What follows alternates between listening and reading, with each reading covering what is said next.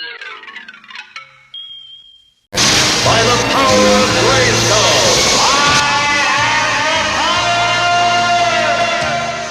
Front delts and side delts to be trained today. We'll do rear delts on another workout. We'll tag it out on the end of either back, or we'll dedicate an entire workout for it. That's how I tend to do things. But to open up with the front delts, we're going to be doing, as you see, seated front press. I normally do this to the back of the head, but today I just felt like, a little bit of a change up. Let's do it to the front and see what we can get. And well, that's all she wrote. I tried 290. It was just a little bit too far, which I'm not surprised, because the previous lift on 265 was, whoa, it was a bit of a beast of a weight. But I'm pretty pleased overall. And then what I do now is, typical pyramid. You go up, you go down. So we've gone up to the maximum weight, and now we're going to gradually decrease the weight whilst increasing the volume. So we're going to do some back off sets starting on 225, 100 kilos. I'm really pleased with how this set here goes, and all the following back off sets actually, because I'm actually just so able to just kind of keep grinding the weights up, keep the volume high, keep the reps high, and it's just great volume work at a reasonable weight still as well, so a great muscle developer. It's a great way to fatigue the muscles overall also. Another great variation of this, if you don't want to do a descending bar, is you just come straight down to 135 pounds as we've got here, and you just do 3 sets of 16. Believe it or not, even though the first set may be really, really easy, by the end of the third set you're struggling and you're doing well. If you get 3 sets of 16 out on 135 pounds, 60 kilos, you're going to be, you've got some real powerful shoulders there.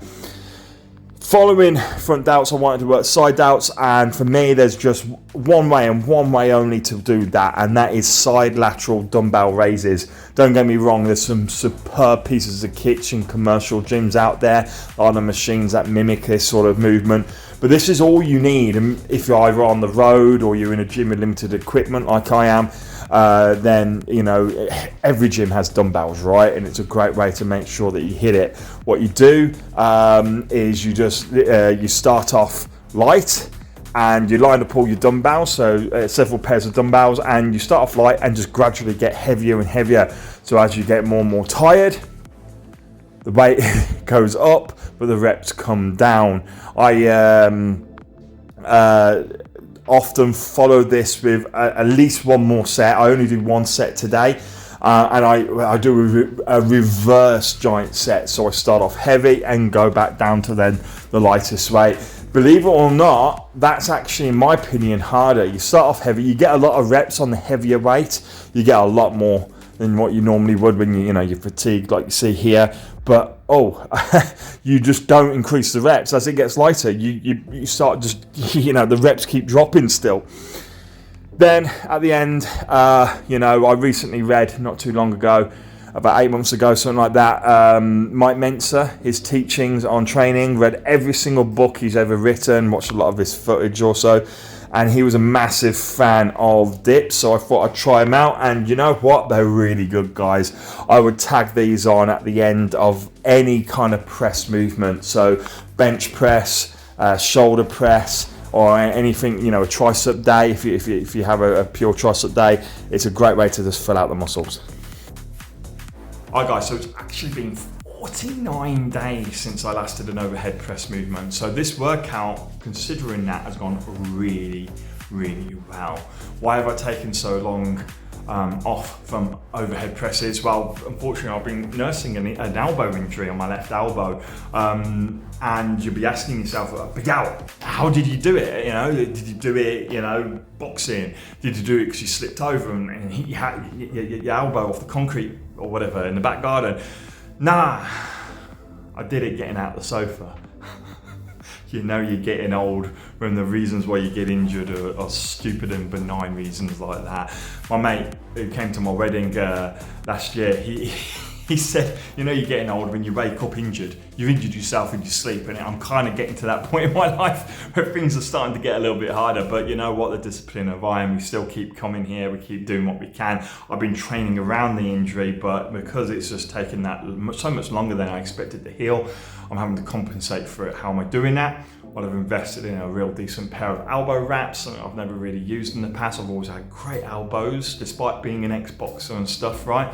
And so I bought some elbow wraps, but I put them on, and when they're on, the pain is still there, but it's very much, I can ignore it. You know, I'm not doing damage to my arm. It supports it enough for me to be able to train through the injury. So I'm back, 49 days of I've not been able to press, and I'm back, and I've come back with pretty decent weight. 120 kilos, 265 pounds is the gold standard of strength for me.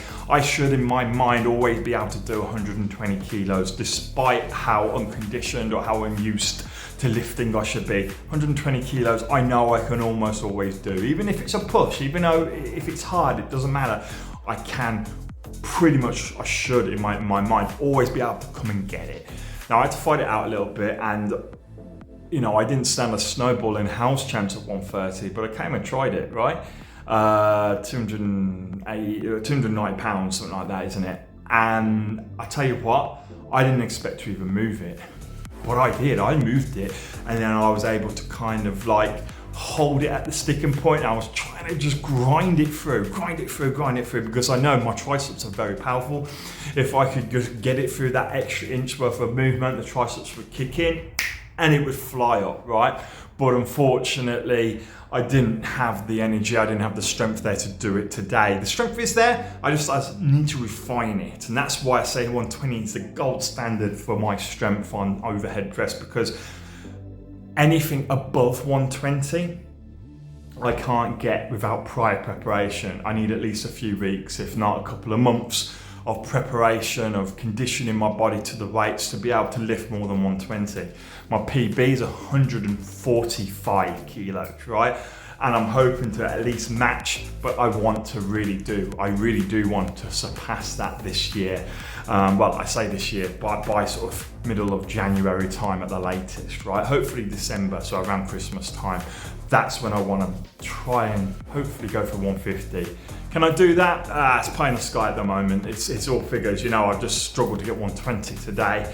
Adding an extra 30 kilos on that just seems daunting, but you'd be surprised when you prepare yourself correctly, just how much more strength you can kind of squeeze out of those muscles. I've got big shoulders, let's just use them, right? So I did really well. I did my 120, I did a 130 attempt, a lot better than I thought. And then from there, I did some back off sets, 5 reps on 100 kilos, 16 reps on 1826 on 60 kilos. Now that is pretty decent to do wash fresh. So I'm really happy the way that's going. The reason why that was so good is because my muscle endurance, my overall fitness, my muscle fitness, and my cardiovascular fitness is up through the roof now. I am doing a lot of cardio, I'm dieting, I'm trimming up. You know, as I say, I've got to that point in my life now where it's not all about strength, it's about health as well. So I'm keeping myself as healthy as I can.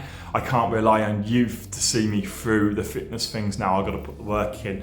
So I do about an hour to an hour and a half on the bike almost every day, at least 4 times, if not 5 times a week minimum, right? And I tend to then also do between a 6 and a 10K run once a week. That's what I'm doing at the moment. That will get a little bit less often now the bad weather's starting to come in autumn and winter, but summer and spring, every week I'm out there running.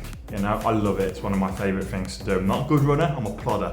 I'm a shy horse. There are race horses and there are shy horses, and I'm definitely a shy horse, right? I'm not a fast runner, but I do keep going. And as I say, I can do about 10K at the moment, which is not too bad at all.